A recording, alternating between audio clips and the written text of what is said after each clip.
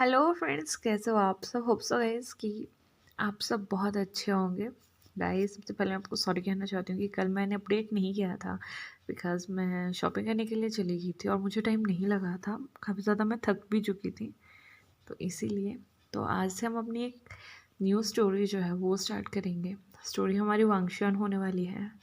मतलब पहले आपको बता देते हैं कि इसमें जो हमारा टॉप होगा वो लान वांगजी होगा और जो बॉटम होगा वो हमारा विभूषण होगा।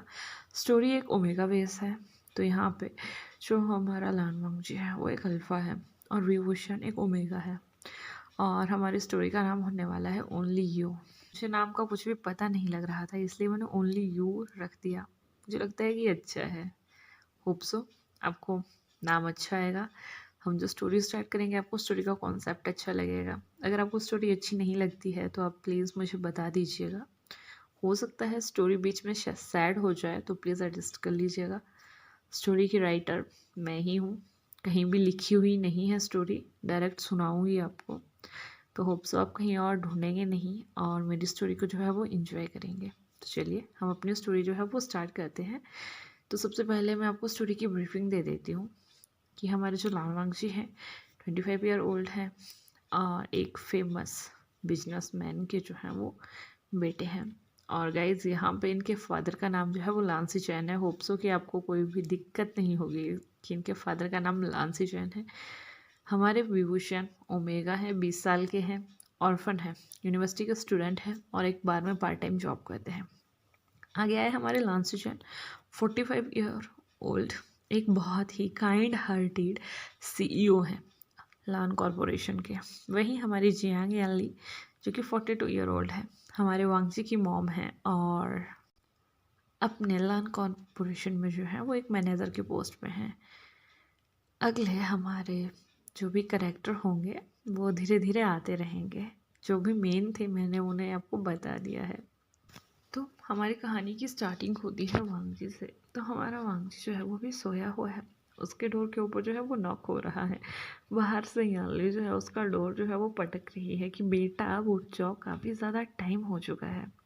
तभी हमारा वांगजी जो है वो अंदर से एक टूटी फूटी आवाज़ में कहता है कि मॉम मैं बहुत ज़्यादा थक चुका हूँ और मैं थोड़ी देर के लिए सोना चाहता हूँ, होप सो कि आप मुझे तंग नहीं करेंगे। तभी जो हमारी यानली होती है वो उससे कहती है कि वांगजी मुझे पता है तुम जग चुके हो बेटा, तुम्हें स्कूल के लिए लेट हो जाएगा, प्लीज़ जल्दी करो। गाइस यहाँ पे जो हमारा वांगजी है अभी वो 15 ईयर का है और वो अपने स्कूल जाने के लिए रेडी हो रहा है। यहाँ वो जग चुका है, रेडी हो चुका है, लेकिन उसे हमेशा एक क्यूरियोसिटी होती थी नई नई चीज़ें देखने की, इन्वेंट करने की। तो वो अपने टाइम के अनुसार अपने लैपी पे बैठ के कुछ ना कुछ सर्च करता रहता था। तो अभी वो उसी में लगा हुआ था और उसे पता था कि वो भी लेट नहीं हुआ है, तो अपने लैपटॉप के ऊपर कुछ सर्च कर रहा था। बट यानली एज यूजल सबको पता है कि हमारी मॉम कितनी ज़्यादा मतलब कंसर्न होती है कि कहीं उनके बच्चे लेट ना हो जाए। तो बस उसी की तरह यानली उसका दरवाज़ा पटक रही थी या पीट रही थी कि तुम जल्दी कर दो अदरवाइज़ तुम लेट हो जाओगे। तो वांगजी अंदर से कहता है कि मम्मा मैं लेट नहीं होऊंगा, मैं बस आ रहा हूँ। वहीं दूसरी साइड में दिखाया जाता है हमारा विभूषण जो कि अभी 10 साल का है, एक ऑर्फन में रहता है, मतलब ऑर्फनेज में रहता है। और वहाँ पे उसका रूटीन है मॉर्निंग में 5 o'clock जगना है, उसके बाद अपनी बाथिंग लेनी है, उसके बाद अपनी स्टडी करनी है और दिन में अपनी क्लासेस लगानी है। सभी बच्चों के साथ एक टाइम टेबल के अनुसार उसे रहना पड़ता है। द ट्विस्ट इज़ दैट कि जो हमारे लांसी चैन हैं उन्होंने अपने बेटे को लान वांगजी को एक नॉर्मल स्कूल में डाला हुआ था। बेशक वो सीईओ थे लान कॉरपोरेशन के, लेकिन वो चाहते थे कि उनका बेटा एक वो ज़िंदगी जिए जिसमें ऐशपरस्ती ना हो, मतलब कि फिजूल खर्ची ना हो, वो बिगड़े ना, वो एक नॉर्मल एक मिडिल क्लास बच्चे की लाइफ जिए। तो जो हमारे सिचैन हैं उन्होंने वांगजी को एक नॉर्मल स्कूल में डाला हुआ था। स्कूल बस के थ्रू हमारा वांगजी जो था वो स्कूल जाता था। एक मिडिल क्लास फैमिली के बच्चों के साथ उसका घुलना मिलना था और उसका बेस्ट फ्रेंड जो जियांग चैंग था वो एक बिल्कुल मिडिल क्लास फैमिली से जो था वो बिलोंग करता था, जिसके फादर एक नॉर्मल प्राइवेट टीचर थे। और मॉम उसकी हाउस वाइफ थी। लेकिन जो हमारे लांस जन थे उसे कभी भी वांगजी के उस फ्रेंड सर्कल से प्रॉब्लम नहीं होती थी, बिकॉज हमारा जो लांस जैन था उसे एक अच्छा महसूस होता था कि उसका वांगजी हर बच्चे को, जो भी उसके क्लास के फ्रेंड्स थे, जो भी टीचर्स थे, कोई भी था, उन्हें एक अच्छा रिस्पेक्टिवली उनके साथ बिहेव किया करता था, उन्हें एक रिस्पेक्ट से ट्रीट किया करता था। और हमारे लांस चैन जैसा उसे बनाना चाहते थे वो एक वैसा पर्सन बन रहा था।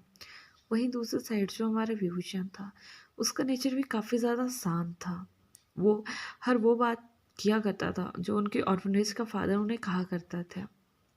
वो एक ऐसा बच्चा था कि वो कभी भी अपने मतलब उस फादर की बात नहीं टाला करता था, और वो हमेशा से ही उस फादर का जो था एक बहुत ही चहेता बच्चा उस ऑर्फनेज में हुआ करता था।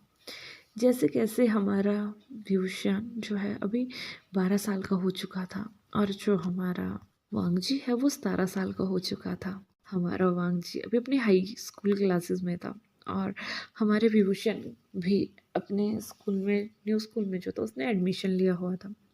तो यहाँ पे जो हमारा विभूषण है वो उस स्कूल में एडमिशन लेता है जिस स्कूल में वांगजी एक सीनियर क्लास में था, या तो मैं ये कहूँ कि उसका सीनियर हुआ करता था। हमारे विभूषण का फर्स्ट डे होता है, और जो हमारे वांगजी था उसके सीनियर जो थे वो काफ़ी ज़्यादा इरिटेटिंग हुआ करते थे।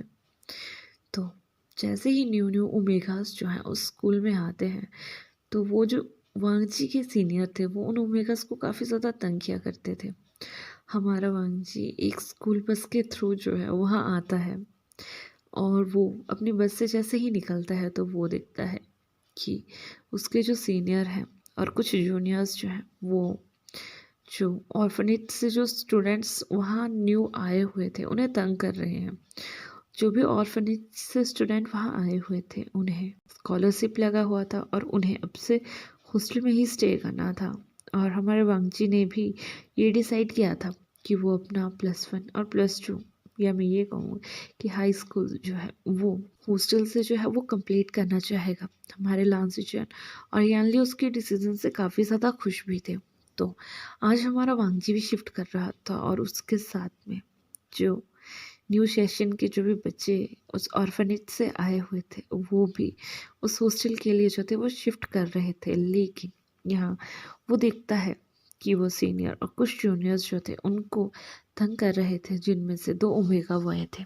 एक का नाम विभूषण और दूसरे का नाम मिंग्यो था, जो काफ़ी लास्ट में खड़े हुए थे, और वो काफ़ी ज़्यादा डर भी रहे थे। तभी वांगजी जो है वहाँ चला जाता है। आज लांस ने वांगजी को एक गाड़ी में भेजा हुआ था उसके सारे सामान के साथ, और उसने ड्राइवर से ये भी कहा था कि वांगजी का सामान उसके रूम में रखवा देना और अच्छे से उसके रूम की सारी सेटिंग करवा देना। वांगजी उस ड्राइवर को कहता है कि अंकल आप मेरा सामान मेरे रूम तक पहुंचाइए, मैं थोड़े समय में आता हूँ। तभी जो ड्राइवर है वो दूसरे सर्वेंट्स के साथ जो है वो वांगजी के रूम को ठीक करने के लिए जो है और उसका सामान उसमें लगाने के लिए जो है वो चला जाता है। और यहाँ जो हमारा वांगजी है वो विभूषण और मिंग्यो की साइड जो है वो आ जाता है। वो अपने सीनियर्स को कहता है कि सर ये न्यू स्टूडेंट्स हैं और आपको इनके साथ वेल बिहेव से जो है वो रहना चाहिए।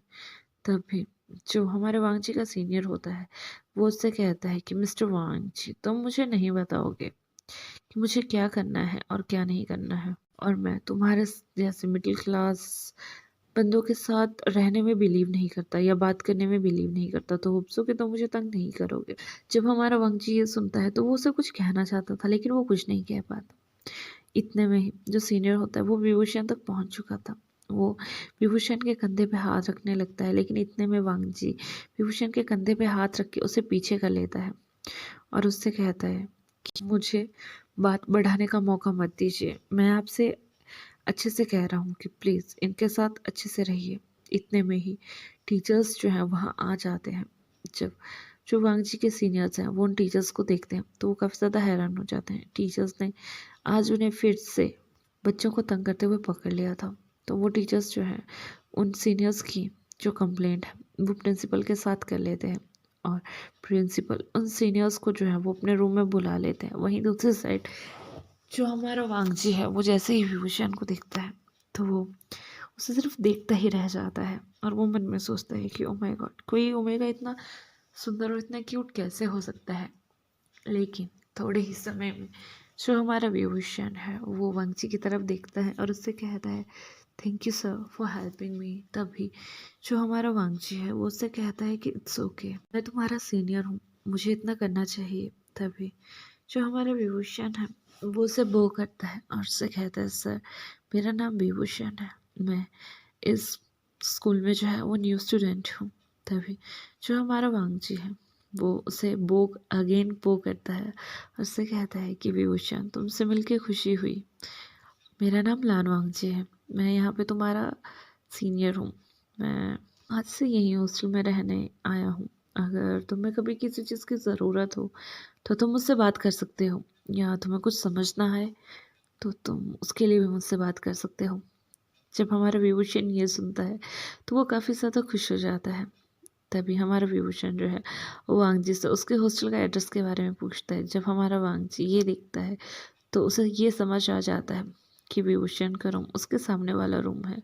और तभी जो हमारा मिंग्याओ है वो भी वहाँ आ जाता है, वो वांगजी को बो करता है, उससे कहता है हेलो सर मेरा नाम मिंग्याओ है और मैं विभूषण का बेस्ट फ्रेंड हूँ। तभी जो हमारा मिंग्याओ है वो भी उसे अपने रूम का नंबर जो है वो बता देता है। तभी वांगजी उससे कहता है कि तुम मेरे साथ चल सकते हो, मैं तुम्हें बता दूंगा कि ये कहाँ है।